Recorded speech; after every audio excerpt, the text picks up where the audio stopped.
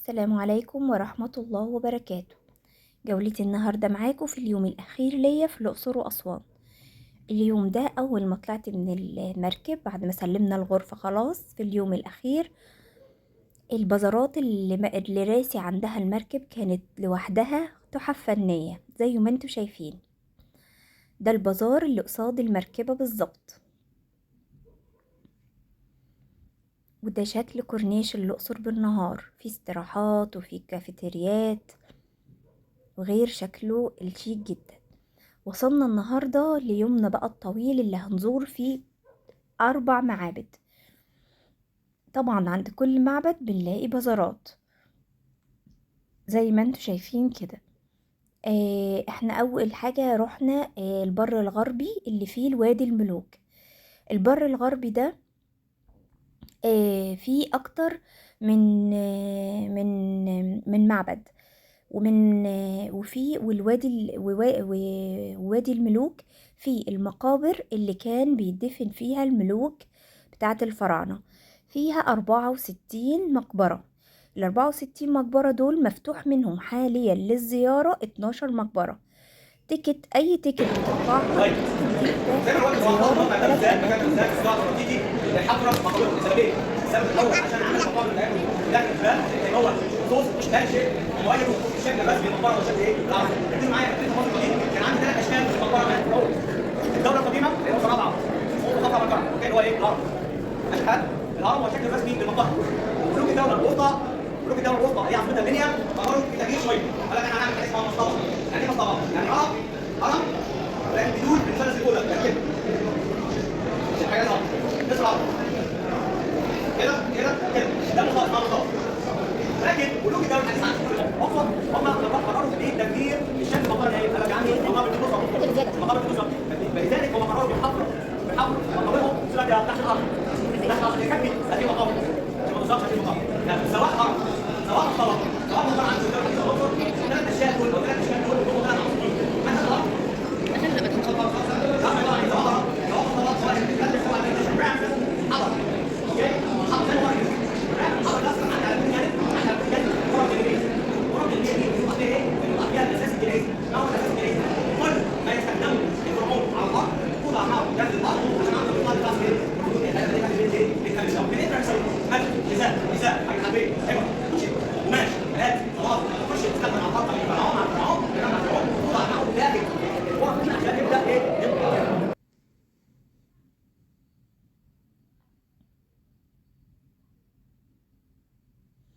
زي ما انتوا شايفين ده مجسم ل الخط اللي هنمشي عليه واحنا داخلين للمقابر. ده الطريق اللي فيه المقابر اللي اكتشفوها لغاية دلوقتي. زي ما انتوا شايفين ده كده زي الجبل. وتحت هوريكوا دلوقتي، من تحت هيوريكوا السلالم اللي هننزل لها وطولها علشان ننزل لكل مقبرة.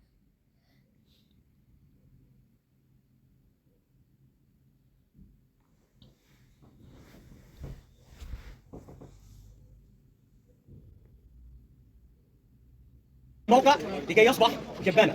عارفين جبانه؟ جبانه الدوله الحديثه. ملوك الدوله الحديثه قال لك يا عمي اللي في المكان ده في حاجتين بسببهم اختار هذا المكان عشان يقدموا في حفر المقابر بتاعته. الجبال بتوصل عباره عن مين؟ الارض. جدا في سببين اثنين. اول سبب علشان لما تدخلوا جوه المقابر يا جماعه تستمتعوا بزياره مقابر اجدادكم الفراعنه. ثاني سبب والاهم ان انا بعد ما اخلص الشرح انا بحب اسال عشان اللي مش هيجاوب خش هدخله المقابر. دروس المدينه هنا يا جماعه من احدى الاعجاز ومعجزات اجدادنا الفراعنه في مقابرهم ان المقابر يا جماعه الى الان محتفظه بالوانها الطبيعيه كما هي. تخيلوا معايا يا جماعه لما تدخلوا جوه المقابر من جوه تنقوش ان تصوروا على جدران المقابر يمين وشمالنا دي الوانها الوان طبيعيه من اكثر من 3500 سنه يا جماعه. شايفين يا جماعه عظمه الفنان المصري القديم. من ضمن الصور يا جماعه في صوره مهمه جدا عايزكم تركزوا معايا فيها لمده دقيقتين. صوره يوم القيامه، اليوم الاخير، يوم الحساب. هم اللي بيحطوا الميت واخدينه من ايده كده بيودوه بدها النار حسب اعتقادهم هم. ادي الميت يا جماعه لابسينه ابيض رافع ايديه لفوق. الحاكم مصفصف من الالهه 14 اله بيسالوه 14 سؤال. هل كذب؟ هل لو لست ماء النيل فزعت امراته.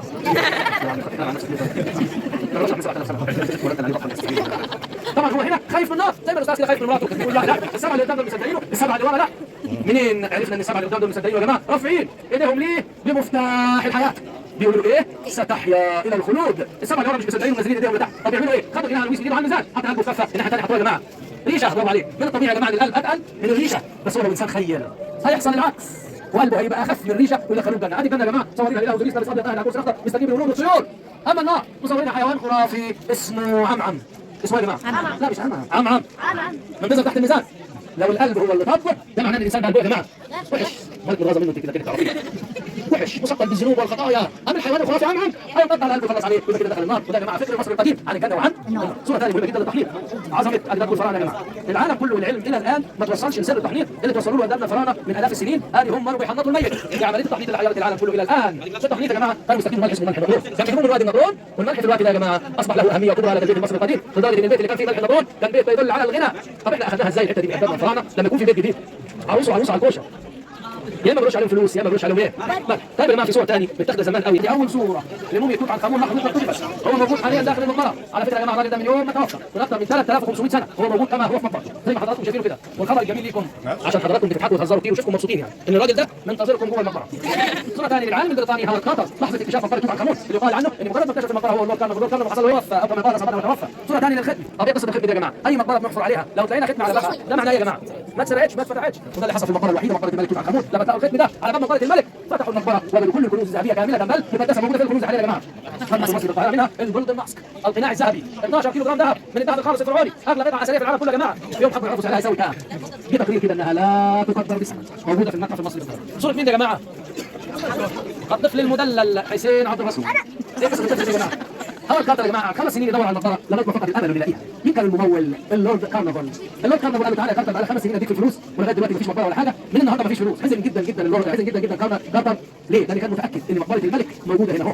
في الوقت ده الطفل المدلل حسين عبد الرسول كان بيجيب لهم الميه عن طريق جرتين حاططهم على حمار. فجاه الحمار اتكعبل، الميه اتدلقت من جرتين الولد لمح ان في ميه بتنزل تحت الارض. جه بسرعه على كارتر قال له تعالى المقبره بتدور عليها البشر بقالهم سنين عديده موجوده هنا اهو. جه هاورد كارتر بسرعه حفر اول سلمه بعدين تتبع تلاقي ثاني سلمه تتبع سلالم لغايه ما فوجئ بباب مقبره الملك توت عنخ امون.